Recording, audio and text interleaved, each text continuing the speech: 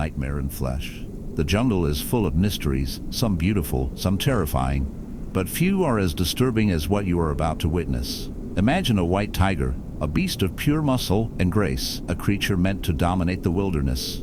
Its pale fur gleams in the dappled light, its massive paws press silently against the damp earth, and its eyes, those piercing yellow eyes, scan the undergrowth for prey. But something is wrong. Beneath its thick coat, hidden just past the curve of its powerful shoulder, there is a wound. Not just any wound, but a nightmarish sight that makes even seasoned trackers avert their gaze. The flesh is hollowed out, as if something has eaten its way through the muscle, leaving behind a cavernous, honeycomb-like pit. The skin surrounding it is raw, swollen, and dark with infection. Tiny holes dot the surface, as if something small, something alive, is burrowing deep inside. At first glance, it looks like the work of maggots, a typical sign of decay in an injured animal. But this tiger is still alive, still breathing, still moving. That means something else is at play here. Something far worse. The wound does not close. The edges remain fresh, almost as if something is keeping it open on purpose. This is no ordinary infection. This is a living infestation. This is a living infestation. This is the work of parasitic isopods, creatures that do not simply feed on their host, but live within it, turning its body into their personal breeding ground. The architects of misery. Most people think of parasites as small nuisances, creatures that latch onto their host, suck some blood, and move on. But parasitic isopods are different. They stay. They do not simply take from their host. They become part of it. These creatures, distant relatives of crabs and shrimp, have perfected a gruesome way of life. They burrow deep into the flesh of their victim, latching on with hooked legs, their armored bodies pressing against the raw, exposed muscle, and once they settle in, they begin their slow and methodical destruction. Unlike most parasites, they are not satisfied with just one spot. Their goal is to spread, carving out new tunnels through the body, ensuring that fresh blood, fluids, and decaying tissue continue to flow. They prevent wounds from healing by gnawing at the edges, keeping their home open and exposed. This benefits them in two ways. First, it ensures they always have access to nourishment. Second, it allows their offspring to thrive in the perfect environment, a living, breathing, rotting nest. For the white tiger, every movement becomes agony. Each step tugs at the infested wound, stretching the open holes where isopods have taken residence. The tiger cannot rid itself of them. No amount of scratching, rubbing against trees, or rolling in the dirt will dislodge these invaders. They are too deeply embedded, too well adapted to resisting the body's defenses. The tiger's immune system fights back. White blood cells flood the area, desperately trying to close the wound, to rid the body of its unwanted guest. But the isopods are resilient. They do not just survive the attack, they thrive in it. As the days pass, the tiger grows weaker. It hunts less, its movements are slower, and its once powerful body starts to wither, not from starvation, but from something far worse. It is being eaten alive, the nest inside a predator. Inside the tiger's wound, the isopods multiply. The adults, grotesque creatures with spiny legs and chitinous shells, lay their eggs within the oozing cavity, using the warm, infected tissue as a perfect incubator. The larvae hatch into a swarming mass of tiny parasites, feeding on the blood and fluids that seep from the wound. Some will remain near the surface, devouring the surrounding flesh. Others will migrate deeper, traveling through the tiger's veins, burrowing into muscle, seeking new places to take hold. Over time, the wound spreads. What began as a single hole expands, branching outward, digging inward, turning healthy tissue into a landscape of rot and decay. The once majestic white tiger stinks of death, even as it continues to walk, to breathe, to hunt. But this is not the worst part. Some isopods do not stop at the flesh. Some have evolved to invade the brain. The puppeteers of the wild, parasitic isopods are known to do something truly disturbing in the world of fish. Certain species invade the mouths of their hosts, eating away at the tongue until they replace it entirely. The fish, still alive, now has a new living tongue that feeds off its blood while it eats. The parasite becomes part of the body, controlling its host while remaining firmly in place. But what if such a parasite found its way into a mammal? What if it learned to invade the nervous system, manipulating the host's movements, keeping it alive just long enough to ensure its own survival? Imagine a tiger whose body has become a puppet for the creatures infesting it.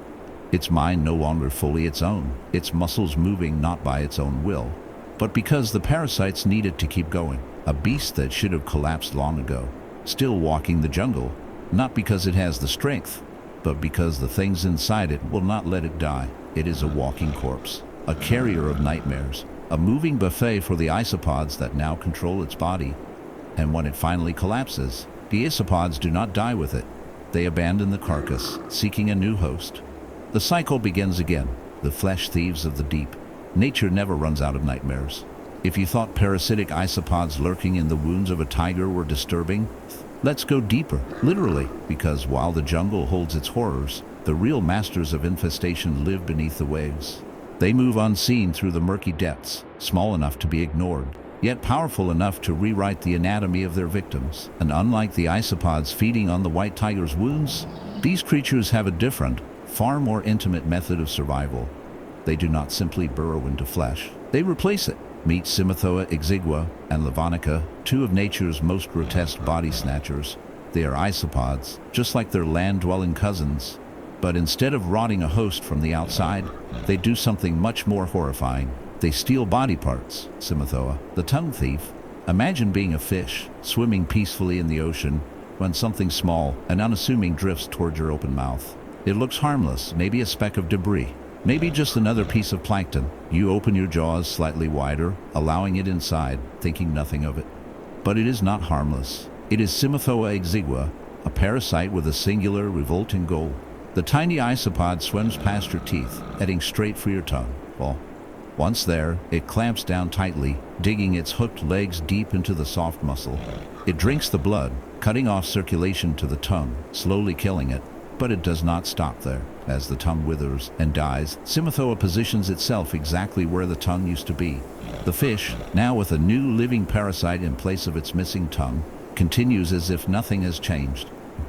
It eats, it breathes, it swims, completely unaware that every time it tries to swallow, it is feeding the creature inside its mouth. This parasite does not just live in the fish. It becomes part of it. The fish's body accepts the invader, continuing life as though its real tongue had never existed. Symathoa does not kill its host. It does not need to. It is patient. It feeds for years, draining blood, growing fatter, all while pretending to be just another part of the body. A perfect biological deception. Levonica, the face burrower. If you thought Symathoa's method of survival was the peak of nature's horror, think again. Its cousin, Levonica, takes things even further. Instead of just replacing a body part, it creates its own space inside the skull of its host. Levonica is another parasitic isopod that prefers fish as its victims. But unlike Symathoa, it does not stop at the tongue. It burrows deeper, forcing its way into the gills, chewing into the soft tissue behind the fish's head. And once it finds a suitable home inside the fish's face, it begins to carve out a chamber, a flesh pocket where it can live indefinitely. From the outside, the fish looks normal. It swims like any other. But inside its skull, there is a creature curled up in the darkness, feeding off its host blood. Some species of Levonica have even been found nesting inside the eye sockets of their hosts, replacing missing eyeballs with their own twisted, pulsing forms. The fish does not resist. It cannot. It adapts to the invasion, continuing to swim with a living parasite lodged inside its face. It is a prisoner inside its own body. Why do these parasites exist? At this point, you might be wondering, why would nature allow such creatures to exist? Why would evolution design something that can replace tongues, burrow into skulls, and thrive inside the faces of the living? The answer is simple: survival. Parasites like Symathoa and Levonica are masters of endurance. They do not hunt, they do not kill, and they do not overpower their hosts like traditional predators. Instead, they take the path of least resistance. Instead of competing for food, they become the food source. Instead of chasing prey, they attach themselves to a victim and wait. And most terrifying of all, they are incredibly successful. Symathoa has been found in fish across the world's oceans, proving that its gruesome method of survival is not just a bizarre accident. It is an evolutionary masterpiece. Levonica, too, thrives in multiple species, ensuring its kind will never go extinct. Because for them, as long as there are fish in the sea, there will always be new mouths, new tongues, and new faces to infest. The final thought: what if it happens to us?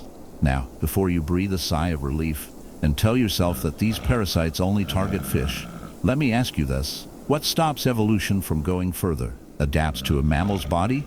What if it learns to target creatures larger than fish? After all, parasites have already evolved to infest the tongues of sea creatures, the brains of insects, and the muscles of tigers. What is stopping them from taking the next step? Perhaps all it takes is one mutation, one tiny change in its genetic code. And suddenly, a parasite that once lived only in the mouths of fish finds a new home in the throat of something larger, something like us. Sleep well,